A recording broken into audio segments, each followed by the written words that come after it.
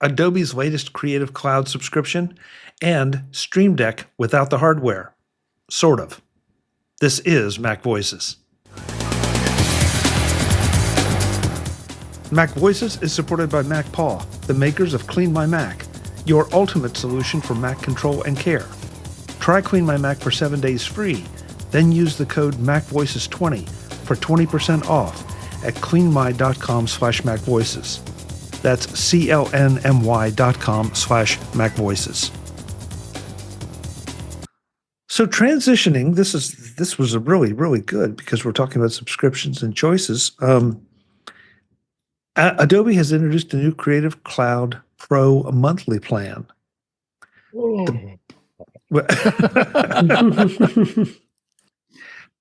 What? So this is $54.99 per month as opposed to $69.99 a month. And the biggest difference seems to be that it's taken out a lot of the generative AI features for this plan. So it might be viewed as maybe a little more like a traditional Adobe plan as opposed to with all the cool new bells and whistles.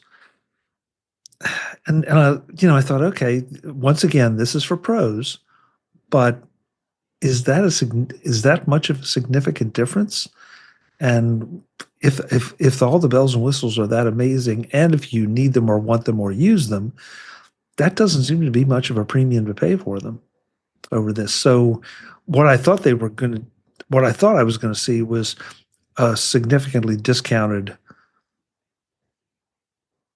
program plan. And when I saw the difference, it's like, well, that's not a significant difference at all.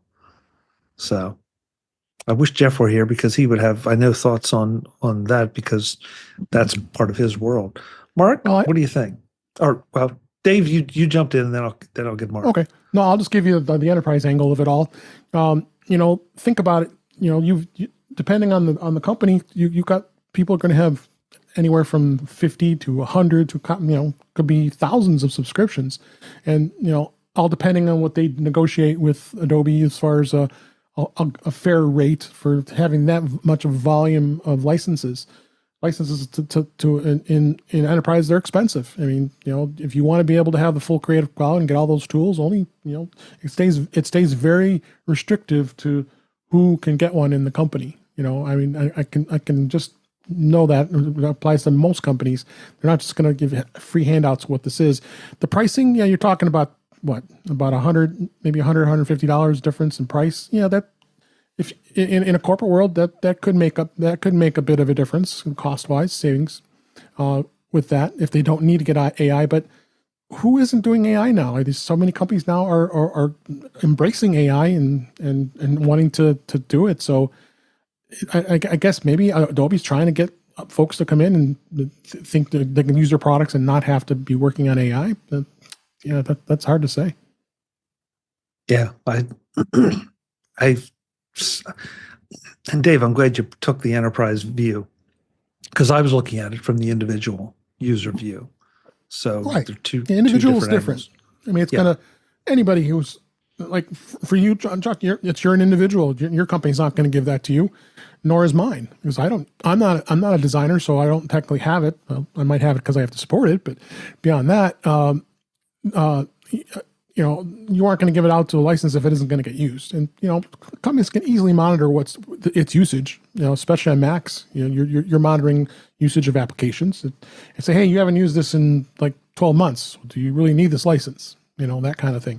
Where individual, you got to fork out that money every month. At least you can pay it monthly versus yearly, because that's generally where the licenses would go is a yearly fee that you'd have to do. So that makes the challenge too for a personal license. So at least you can cancel any time, which is great.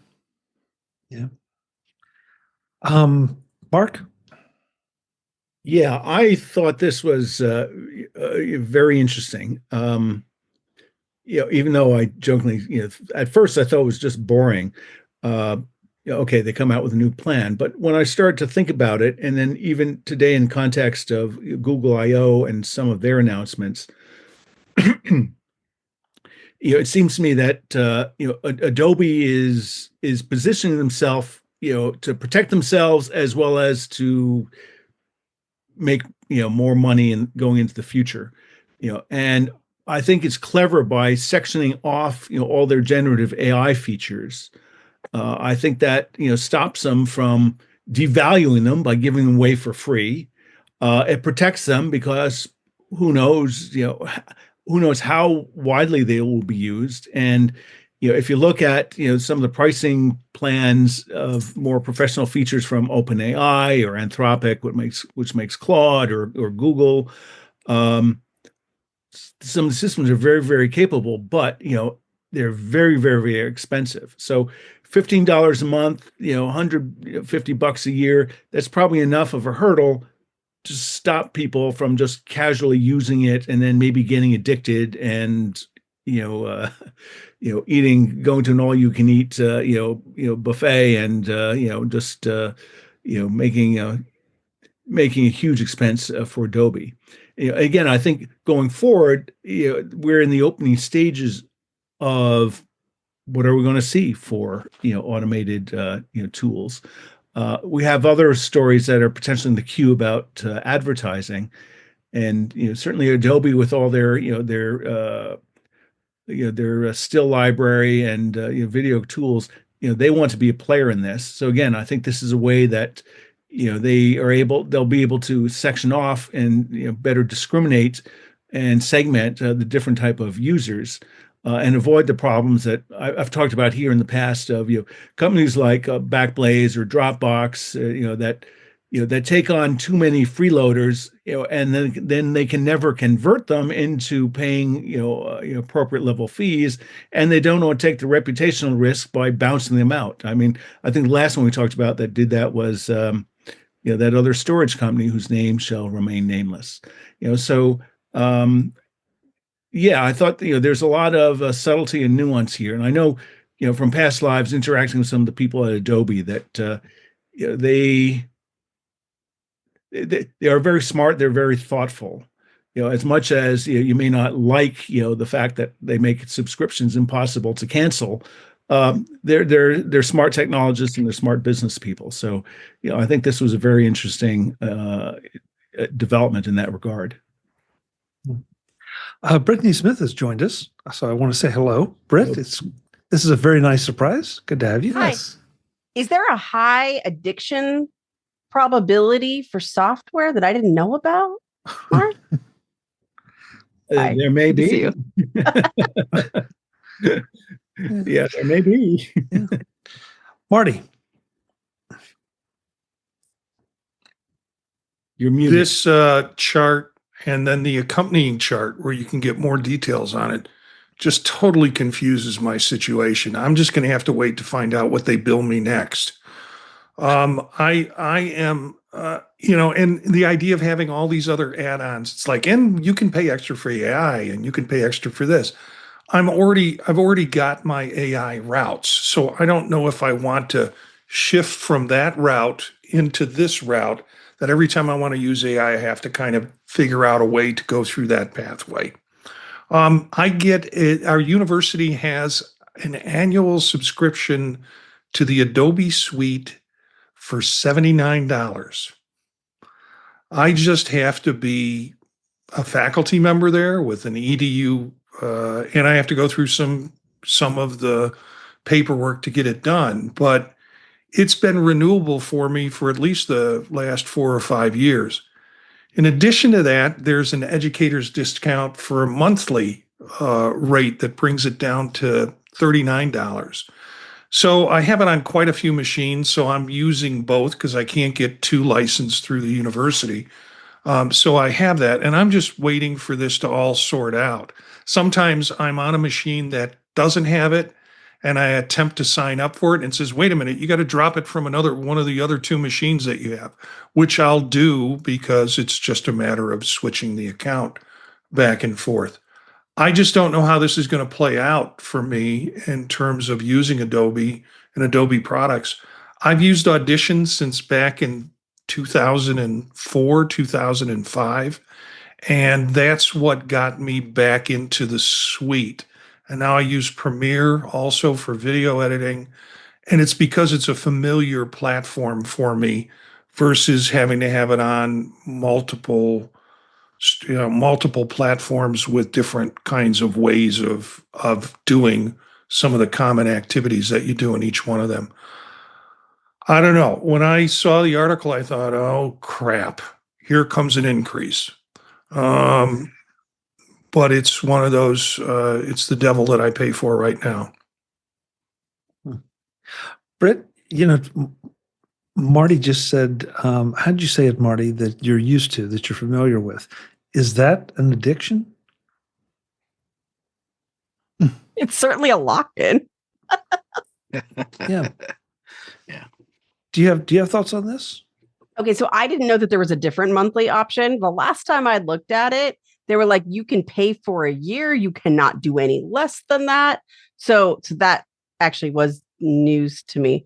I was thinking that that's what this mostly was. So I was wrong about that part. But I do think that there are times when people are like, oh, hey, I want to use this one tool. I don't have a good replacement. Let me dip in and dip out. And maybe you don't need any AI features.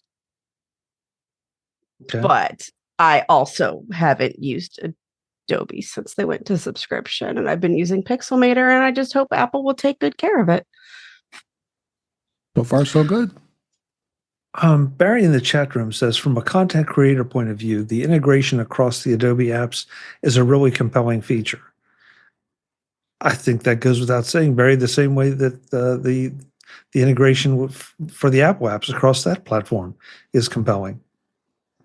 I just think it's interesting the way they're pricing this. And forgive me, I'm not sure who said it, but with a lot of the other AIs becoming more and more graphics capable, I would think Adobe might start feeling the heat, or maybe they don't feel that is the same kind of classification, because Adobe's thing is not just creating graphics, but also editing graphics, and making very specific, very fine adjustments. So it'll be interesting to see how this all develops.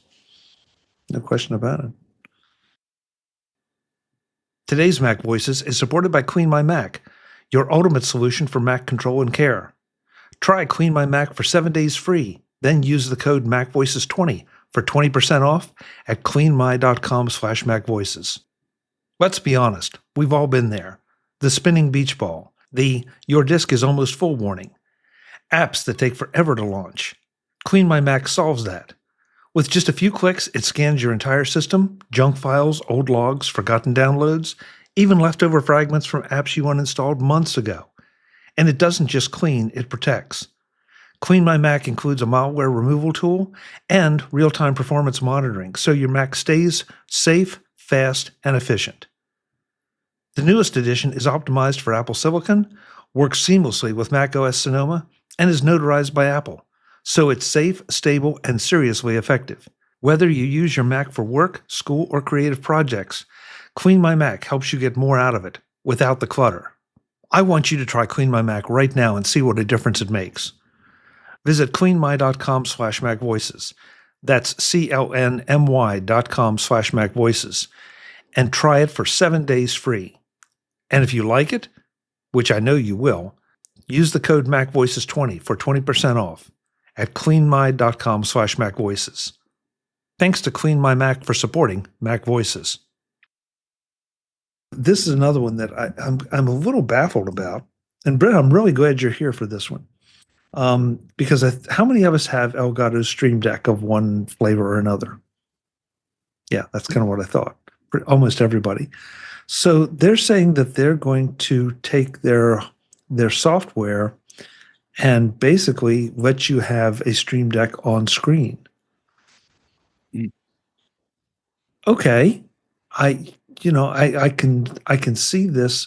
In fact, I can kind of see some compelling niceties for it. Because if I'm traveling, I don't always travel with my Stream Deck, and I really, really miss it.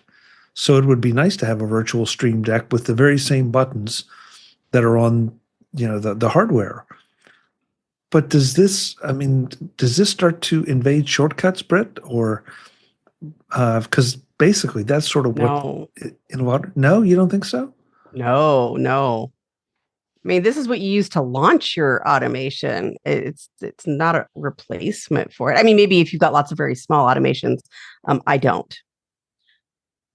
I only have big ones. So I maybe for somebody, but there actually has been like an iPhone app for a while. It was a subscription. Actually, it's a one-time purchase. It was. Oh, it is? Mm-hmm. This was. Yep. Huh. Okay. I could remember wrong. I didn't get it. I got the real one instead. At least I don't think I should check my phone. I mean, it's really cool for launching. I am not as good at programming new buttons as I should be. And instead, I do the lazy thing and I launch them from Alfred most of the time. But I like the ones I have, like most of the ones I've actually made buttons for are for like live streams, because that's when you don't want to be like, I'm typing my thing and making a weird face. But I have that option when I leave the Stream Deck somewhere else. Okay. I think it's cool, but I wonder what their idea is for the future of it, because at the moment I paid for a device and I have a device. Is this going to be a paid app? Like what is their business angle on it is what I'd be curious about. According to the article, it says initially it will only be available to people who have Stream Deck hardware or select Corsair peripherals. Oh, okay. I mean, I love the idea for when I've forgotten mine, right? Yeah, like yeah, I exactly. don't have the physical button with me, or I decided not to take it on a trip for exactly one thing. But it sounds cool. And maybe I'll get around to programming the buttons with it not in front of me, because sometimes I just... Who else? Dave, I know you have Stream Deck or Decks. I've got the two of them. Yeah. Do you see yourself putting a Stream Deck on your screen? Or I mean, obviously the visual representation.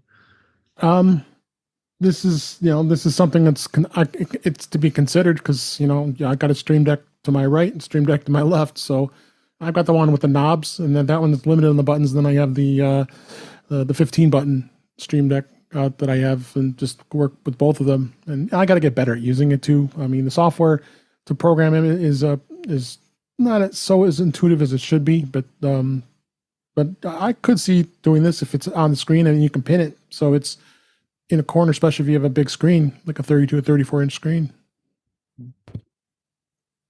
Jim, you pointed out something I had missed, to be honest with you, that you have to have one of the Stream Deck pieces of hardware connected to your computer for it to work. And they say that seems like a missed opportunity, and I would agree. Are you talking about the mobile app, or? Yeah, the VSD, the virtual Stream Deck, has one frustrating requirement. It only works when one of these compatible accessories is connected to your computer. Because the Stream Deck Mobile that I have, and I haven't looked to see if it's still being supported. I think it is. It's called the Stream Deck Mobile, and then I can program it from the Stream Deck app on the Mac, and then I have control. I have a Stream Deck on my iPhone, so that I can control it from there. That's a different thing. They've had that for quite a while, but yeah, they're announcing a new thing, which is basically just have Stream Deck buttons on your Mac screen.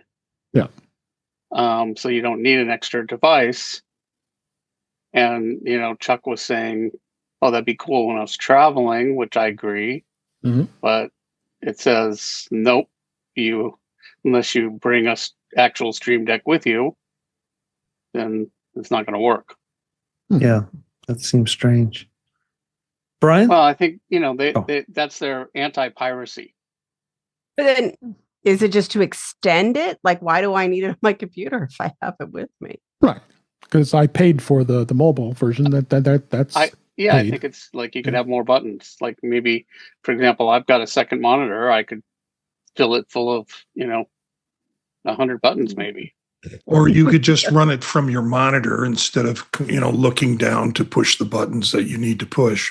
Right. The software for Elgato has all sorts of programming capabilities in it to put in different things. I use it with Ecamm to run the Ecamm show, and I would have loved the idea of being able to leave the device at home when I travel, so I can run something through Ecamm just by pushing buttons on my screen. But what Jim has read, and it seems like I'm gonna have to lug it with me anyways.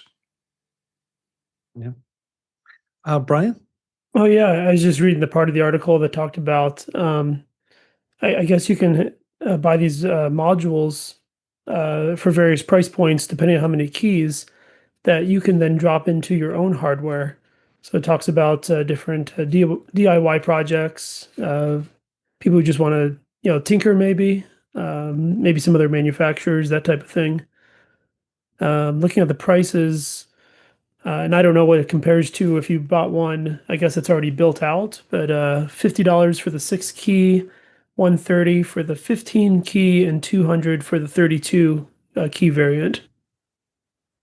So, I don't understand what that is. I wonder if is there a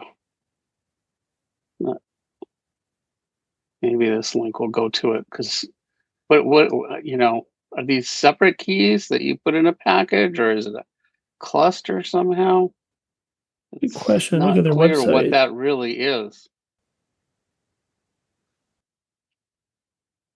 I don't know. I had the impression that was basically a Stream Deck, maybe just in a little bit different chassis.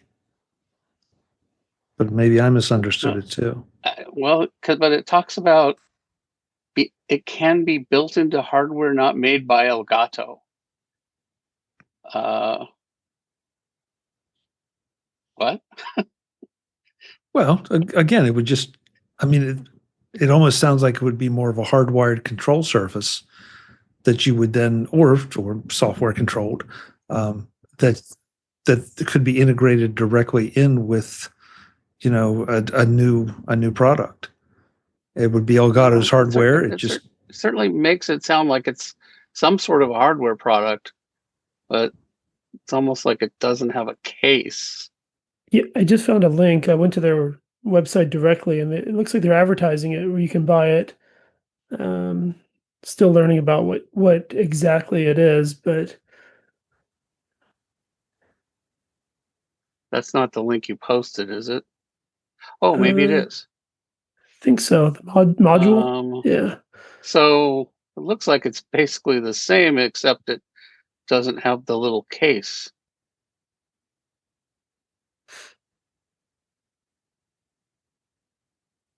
Which would be, it doesn't have the little stand. It's still in a case, but it doesn't have this. So, and because the price points look to be about right for the regular Stream Decks. So the regular Stream Decks are just a touch more. So it would make sense that if it was just the chassis. Mark, did you have a question for Stream Deck owners? Did I read that correctly? Yeah, I did. So this is what I'm looking for. I have an app, and unfortunately, it's a service I subscribe to, and it has unfortunately too much of a mouse-based interface, which is mouse keyboard. It's just a nuisance. If I'm looking at a stock chart, I just want to be able to hit a button to switch between, say, a daily, weekly, monthly, or 30-second, or 5-minute view, or bring up comparison charts. So I've been trying to investigate Keyboard Maestro, as a solution for this. So does Stream Deck allow you to, sort of automate, keyboard actions, or what is it that it does? If it's just, you hit a button and it opens an application, So I launch Keyboard Maestro macros directly from it. You do not have to use type strings or a set of keyboard. That was its original function, but you can do it with URL schemes, which is actually how I do it the most commonly to launch them, or to launch them with Alfred. But you can say, hey, launch this as in like use this URL, and it will launch whatever your Keyboard Maestro macro is. Okay, but that's I need one step beyond that. I need something where I can, create a click event, on, a certain button, assuming it's full screen, that's always going to be the same location. And I think Keyboard Maestro can allow that. And as long as it's always the same location and the window's the same size, or you can also do relative. So yeah, I can do that. Okay. And so that's Keyboard Maestro. And the innovation for Stream Deck is you could have a button that, that hits that directly. So you don't have to muck around with remembering all sorts of complex, key sequences. Absolutely. Thank you, Brittany. Out of curiosity, Mark, does the software that you're using, I'm visualizing like, 3 tabs, day, month, week. Does it have keyboard commands that can move you between those three? No, that's exactly what the problem is. And I've been pushing them for, probably since before COVID to add this. And, they go through different people. So yes, that's right. I have the same frustration and yada, yada, yada, The problem comes in when developers change stuff all the time. And for example, Chuck and I were talking the other day about the YouTube backend liking to make changes. Well, I want to be really sure that it will always click that one spot. And if the developer makes a change about where that is that I can't control, all of a sudden I do have to redo it. Okay, yeah. No, I mean, but if it's consistent, you're probably pretty golden. It's very stable. I mean, to me, the frustrating thing is, they have a web app, and they have an iOS and they have an iPad app, and they each have different functionality, different set of ideas. We just wish they had one app, the web app, that would have all of these things plus shortcuts. Because the obvious thing is you want to switch between these different time frames, or you want to bring up hot wired certain things you want to bring up automatically. Why do I have to move my mouse to go up to the upper left, hit a drop down menu, hit this another thing? It's just a Keyboard Maestro will automate the menus without you having to worry about telling a mouse where to go. Okay. Well, I think you've just made them a sale. Thank you, Brittany. And always want to keep them in business. I need them. And maybe Brittany now has a consulting agreement with Mark. I don't know. We'll find out later. Yes. Visit MacVoices.com for show notes and to connect with Chuck on social media. Get involved in our Facebook group or like our Facebook page, and get more out of your Apple tech with MacVoices Magazine, free on Flipboard and on the web. And if you find value in it all, consider supporting us through either our Patreon campaign at patreon.com/MacVoices, or by making a one-time donation via the PayPal link on our front page and in the show notes of each episode. You will join these fine people who help bring you MacVoices.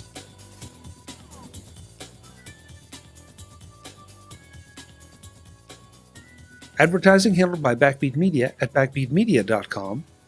Bandwidth provided by CacheFly at cachefly.com.